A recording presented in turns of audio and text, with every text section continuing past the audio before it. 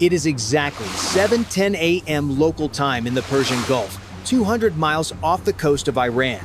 The screen is black, filled only with the screaming whine of jet propulsion.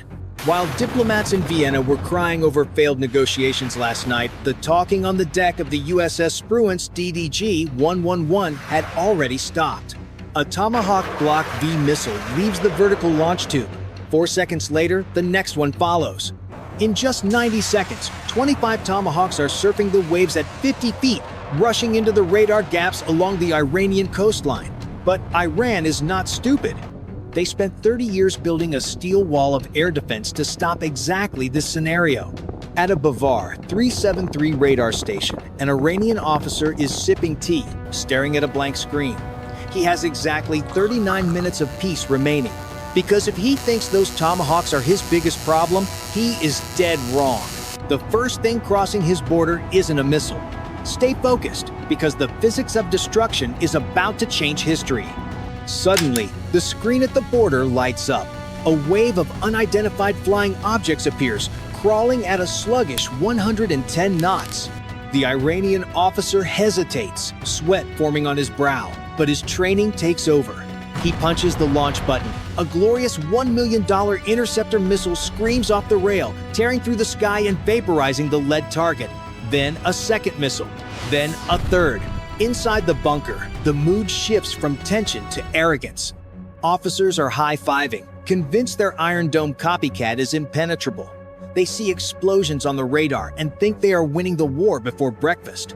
But stop and look closer at the debris raining down.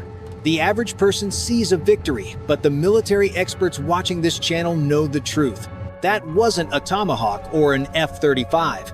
It was a Lucas drone, a decoy made in Arizona for the price of a Ford F-150. While Tehran celebrates, they are actually bleeding their budget dry. Every time an Iranian radar lights up to kill a decoy, it screams, "I am here," to the entire Persian Gulf. They are trading million-dollar interceptors for plastic drones worth less than a used car. This is the brutal math of modern war, and the exchange rate is killing them. But here is the twist that the generals in Tehran missed while sipping their tea. While they stare at the slow decoys, something else is looking right back at them. High above, invisible at 40,000 feet, the F-22 Raptor is silently orbiting like a ghost. It isn't shooting yet, it's listening. The AN/ALR-94 electronic warfare suite is soaking up every frequency, mapping the exact GPS coordinates of every hidden battery. The Iranians think they are the hunters, but they are just painting targets on their own backs. They have no idea that the real attack hasn't even started yet. Stay with me, because the next 60 seconds will rewrite the textbook on air superiority. The trap is set.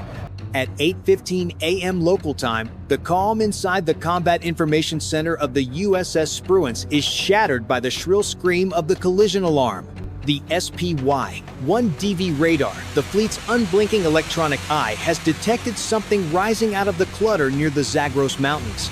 It isn't a missile, it isn't a jet, it's a swarm. 50 Shahed 136 loitering munitions skim low across the water, buzzing toward the fleet like a cloud of explosive hornets. Cheap, simple, and dangerous in numbers. Inside the blue-lit room, the tactical action officer stares at the threat board as tracks multiply.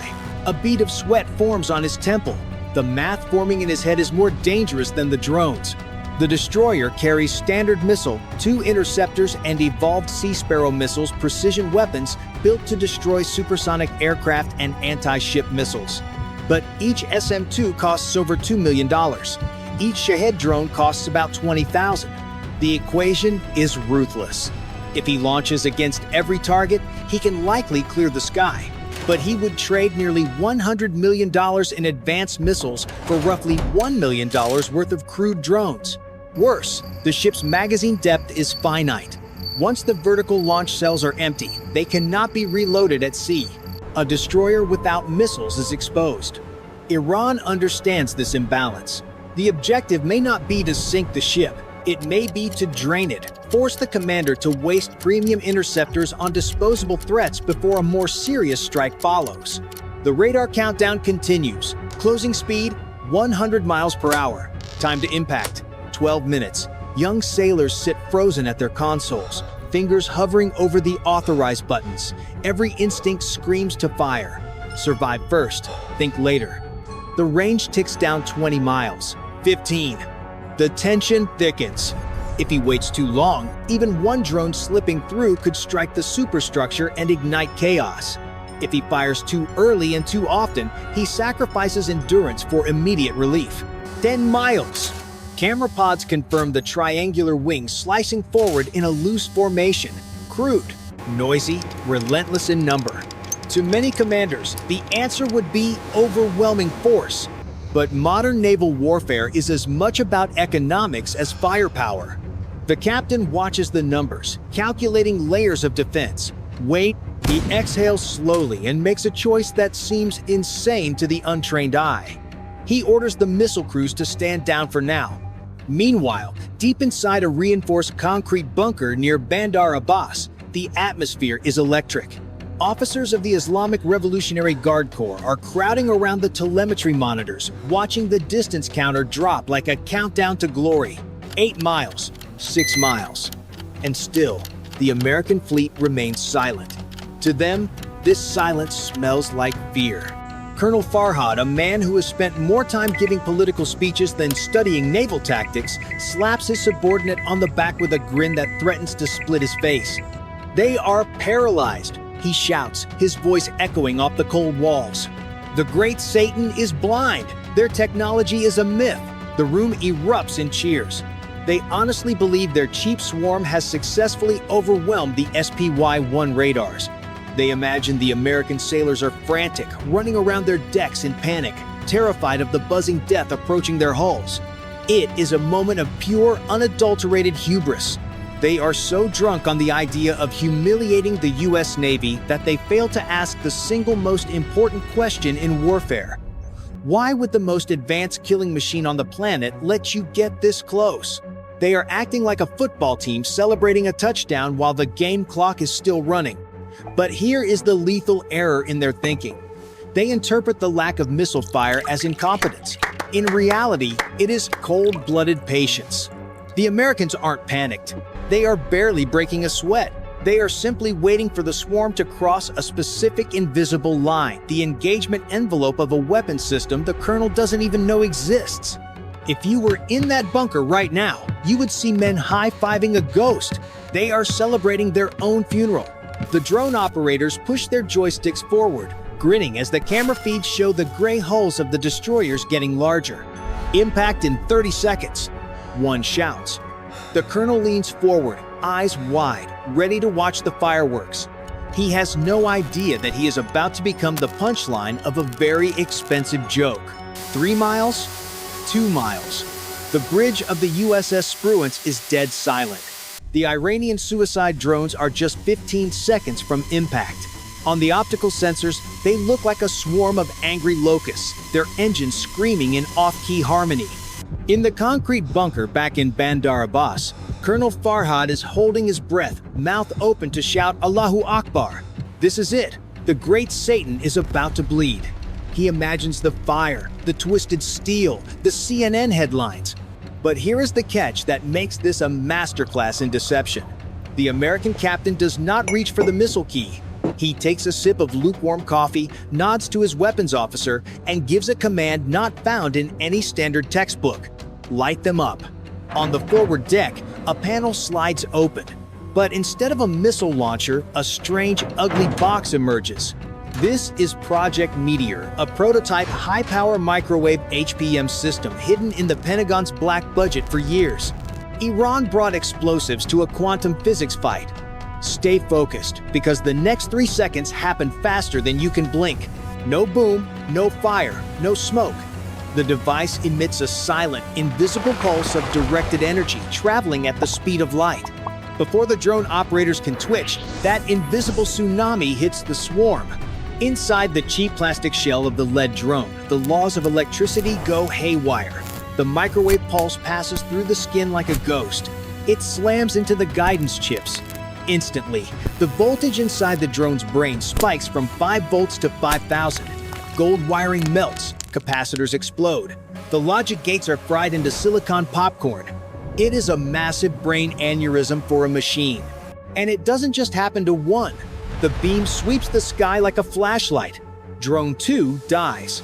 Drone 3 dies. Drone 50 dies. Back in the bunker, the cheering dies. 1 second, telemetry. The next, static snow.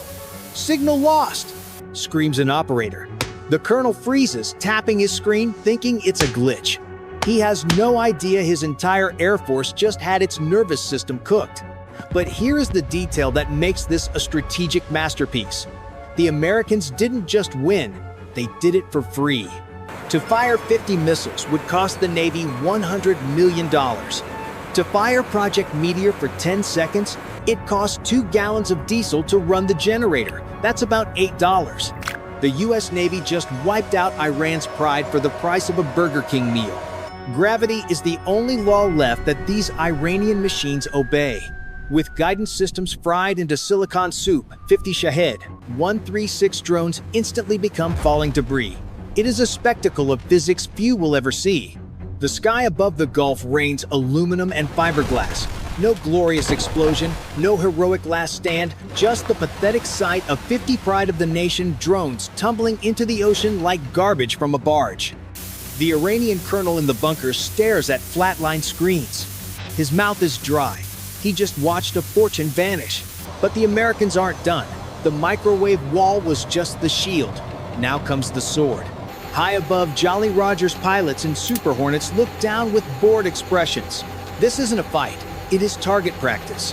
A few drones still limp forward on the edge of the beam. The flight lead toggles his switch. He doesn't waste a $2 million Sidewinder. He selects the APKWS, a dumb rocket with a cheap laser kit. Cost $22,000, the perfect economic counterpunch. He squeezes the trigger. The rocket spirals out, riding the laser like a train on a track. Thwack. It punches through a drone, turning it into a fireball. Splash 1, the pilot drawls, sounding like he is ordering a pizza. But here is the lethal error. Iran forgot the F-35C isn't just a fighter, it is a snitch. While drones died, the F-35's AN/ASQ-239 backtracked the signal. It found the launch truck 60 miles inland. The crew is frantically packing camouflage nets. But you cannot hide from synthetic aperture radar. An F-15EX Eagle II receives the coordinates via Link 16. The WSO grins. Rifle. 4 GBU, 53B Stormbreakers drop. They deploy wings, gliding 40 miles, scanning like predators.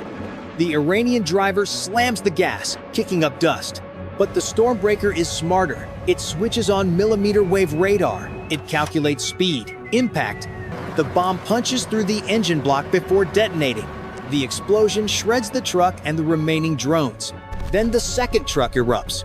Then the command vehicle. In a blink, the battery is smoking scrap.